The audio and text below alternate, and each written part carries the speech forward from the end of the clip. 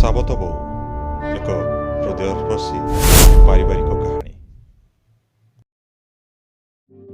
ମୁଁ ଜମା ଭୋକ ସମ୍ଭାଳି ପାରେନି। ଟିକେ ଡେରି ହେଇଗଲେ ଭାରି ଚିଡ଼ଚିଡ଼ା ହେଇଯାଏ। ସେଥିପାଇଁ ମୋ ବୋଉ ଖାଇବା ଟାଇମ୍ ହେଲା ବେଳକୁ ସବୁ ରେଡ଼ି କରିଦେଇଥିବ ମୋ ପାଇଁ। ଆଜି କିନ୍ତୁ ନ ଖାଇ ନ ପିଇ ରାଗିକି ପଳେଇ ଆସିଲି ଅଫିସ୍। ଏଇ ବୋଉ ଟିକେ ଡେରି କରିଦେଲା ବୋଲି। ପଳେଇ ସିନା ଆସିଲି, ହେଲେ ଖାଇବା ଟାଇମ୍ ବି ହେଇଗଲାଣି। ତା ଛଡ଼ା ମୁଁ ବାହାର ଖାଦ୍ୟ କିଛି ଖାଏନି। ମୋତେ ବାହାରୁ ଖାଇବାକୁ ଜମା ଭଲ ଲାଗେନି। ଅଫିସର ସମସ୍ତେ ଖାଇବାକୁ ନିଜ ଜାଗାକୁ ପଳେଇ ଗଲେଣି। ଆଉ ଏମିତି ବେଳକୁ ମୁଁ ପର୍ସଟା ବି ଆଣିନି। ଆଜି ଘରୁ ରାଗିକି ଆସିଲି ଯେ ପର୍ସଟା ବି ଭୁଲିଗଲି। ଯାହା ଜଣାପଡ଼ୁଛି ଆଜି ଉପାସ ରହିବାକୁ ପଡ଼ିବ। ପାଣି ଗ୍ଲାସେ ପିଇକି ଚଳେଇ ଦେବି, ଏମିତି ଭାବି ଗ୍ଲାସଟା ଉଠେଇଲା ବେଳକୁ ଆମ ଗାଁର ବସନ୍ତ ଭାଇ ମୋ ଅଫିସକୁ ଆସି ଗୋଟାଏ ବ୍ୟାଗ୍ ମୋ ହାତକୁ ବଢ଼େଇ ଦେଇ କହିଲା, ଏଇ ନେ, ତୋ ବୋଉ କ'ଣ ଖାଇବା ପଠେଇଛି ତୋ ପାଇଁ, ଆଉ କହିଛି ଅଫିସରୁ ଗଲାବେଳେ ଥଣ୍ଡା ଆଉ ମୁଣ୍ଡବିନ୍ଧା ମେଡ଼ିସିନ ନେଇକିରି ଯିବୁ। ଏତିକି କହିଦେଇ ବସନ୍ତ ଭାଇ ପଳେଇଗଲା। ହେଲେ ଏ ବୋଉ ନା ଜମା ମଣିଷ ହବନି। ଗୋଟାଏ ଏଡ଼ିକି ବଡ଼ ବ୍ୟାଗ୍ରେ ମୋ ପାଇଁ ଖାଇବା ଦେଇଛି। କେଡ଼େ କେଡ଼େ ସୁନ୍ଦର ବ୍ୟାଗ୍ରେ ସମସ୍ତେ ଖାଇବା ଆଣୁଛନ୍ତି, ଆଉ ମୋ ବ୍ୟାଗ୍ଟା ଯେମିତି ଗୋଟାଏ ପରିବା କିଣା ବ୍ୟାଗ୍ ଭଳିଆ ଦିଶୁଛି। ସେ ଯାହା ବି ହଉ, ପେଟରେ ତ ମୂଷା ଦୌଡ଼ୁଛି ନା। ବ୍ୟାଗ୍ଟାକୁ ନେଇ ମୋ ଟେବୁଲ ତଳେ ବସିଗଲି। ଟିଫିନ୍ ଖୋଲି ଦେଖେ ତ ବୋଉ ସେଥିରେ ଭାତ, ଚୁନାମାଛ ଭଜା, ପାଳଙ୍ଗ ଶାଗ ଆଉ ଡାଲି କରିକି ଦେଇଛି। ତାଟିଆଗୁଡ଼ା ତଳକୁ ସଜେଇ ଦେଇ ଭାତ ଗୁଣ୍ଡାଟେ ପାଟିକୁ ନେଇଛି। ମନେ ପଡ଼ିଗଲା ବସନ୍ତ ଭାଇ କହିଥିବା କଥା।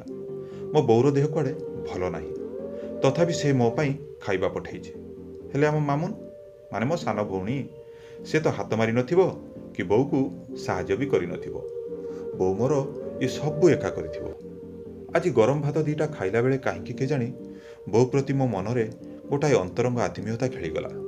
ତା ମୁହଁଟା ସେସବୁ ଭାତ, ତରକାରୀ, ଡାଲି, ଲୁଣରେ ଜଳଜଳ କରି ଦେଖାଯାଉଥିଲା ମୋତେ। ମୋର ମନେ ଅଛି, ମୋର ସେତେବେଳେ ଚତୁର୍ଥ ଶ୍ରେଣୀ। ଏତେଟା ବି ହେତୁ ହେଇନଥାଏ, ହେଲେ ଏଇ ମୋର ବୋଉ ଆସିଥିଲା। ନୂଆ ଲାଲି ଲୁଗା ଆଉ ସଜବାଜ ହେଇ ମୁଁ କବାଟ କୋଣରେ ଠିଆ ହୋଇ ସବୁ ଦେଖୁଥିଲି।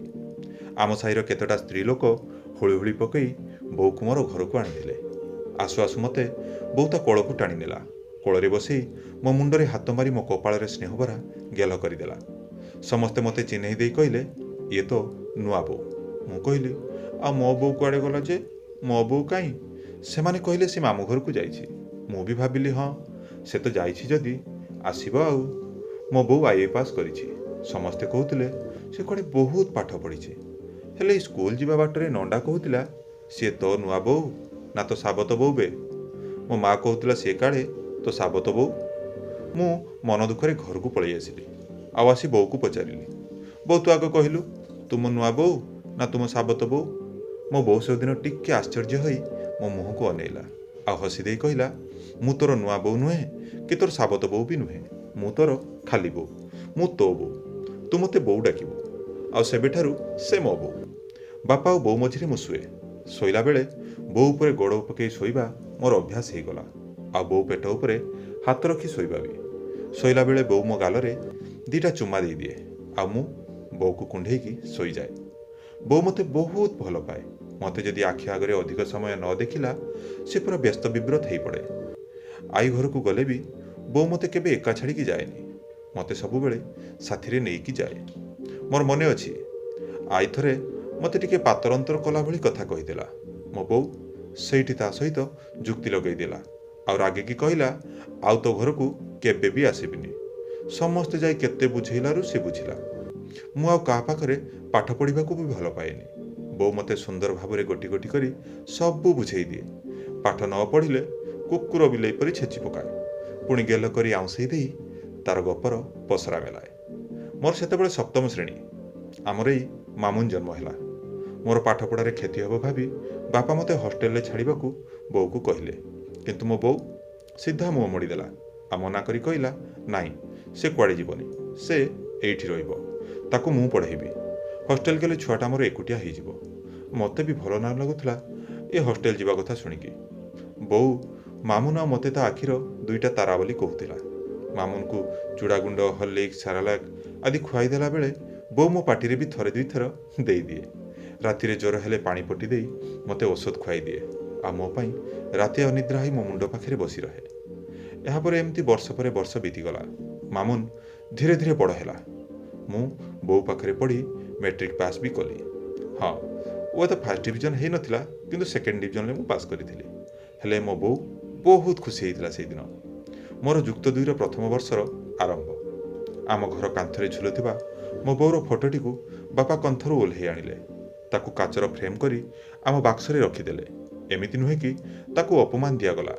ବୋଉ ଚାହୁଁଥିଲା ମାମୁନ କେବେ ନ ଜାଣୁ ମୁଁ ତାର ସାବତ ଭାଇ ବୋଲି। ସାବତ ଶବ୍ଦଟି ଯେମିତି ତା ଜୀବନର ଶବ୍ଦକୋଷରେ କେବେ ବି ନ ଲାଗୁ। ମୁଁ ବି କିଛି ପ୍ରଶ୍ନ ପଚାରି ପାରୁନଥିଲି, କାରଣ ସେ ହେଉଛି ମୋ ଦେବକୀ, ଯିଏ ଜନ୍ମ କରି ମୋତେ ଯଶୋଦା ହାତରେ ଟେକି ଦେଇଛି। କେବେ ବି ମୁଁ ତା କଥା ପଚାରିନି କାହିଁକି ତା ଫଟୋଟାକୁ ବାକ୍ସରେ ରଖାଯାଉଛି, ଆଉ କେବେ ସେ ମାମୁଁ ଘରୁ ଫେରିବ। କାରଣ ମୁଁ ବି ସେତେବେଳକୁ ଟିକେ ଟିକେ ବଡ଼ ହୋଇଯାଇଥିଲି। ସବୁ କଳ୍ପନା ଆଉ ସନ୍ଦେହ ଭିତରେ ମୁଁ ଜାଣିସାରିଥିଲି ଯେ ମୋ ବୋଉ ଆଉ ଏ ଦୁନିଆରେ ନାହିଁ। ତଥାପି ସେ ମୋତେ ସମର୍ପି ଦେଇଯାଇଛି ଯଶୋଦା ପାଖରେ।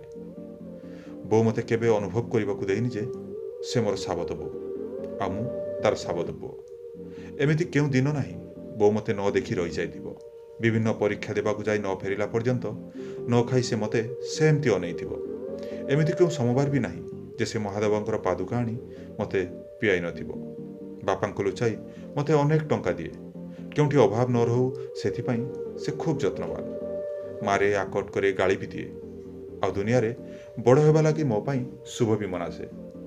ଏବେ ବଡ଼ ହେବା ପରେ ମୁଁ ଭାବେ, କାହିଁକି ଏ ଦେବୀ ଜଣକ ବାପାଙ୍କୁ ବିବାହ କଲା?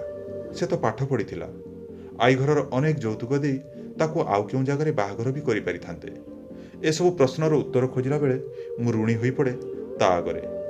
ଆଜି ଆମ ମାମୁନ ଆଉ ମୁଁ ବଡ଼ ହେଲୁଣି। ଏବେ ବି ଆମେ ଦୁଇ ଭାଇ ଭଉଣୀ କୁକୁର ବିଲେଇ ପରି ଝଗଡ଼ା ଲାଗୁ। ମୁଁ ଏକ ବେସରକାରୀ ଅନୁଷ୍ଠାନରେ ଉଚ୍ଚ ଦରମାରେ ଚାକିରି କଲିଣି। ବାପା ବୋଉ ଆମ ଦୁହିଁଙ୍କ ଖୁସିରେ ଖୁବ୍ ଖୁସି ହୋଇପଡ଼ନ୍ତି। କେଜାଣି କାହିଁକି ଅଫିସରେ ଆଉ ମନ ଲାଗିଲାନି। ଖରାବେଳକୁ ଅଫିସରୁ ପଳେଇ ଆସିଲି ଘରକୁ।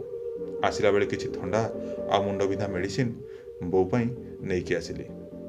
ଆସି ଦେଖେ ତ ବୋଉ ନଡ଼ିଆ ବାହୁଙ୍ଗାରୁ କଞ୍ଚି କାଢ଼ୁଥିଲା। ମଝିରେ ମଝିରେ ମୁଣ୍ଡରେ ହାତ ମାରି ଦେଉଥିଲା।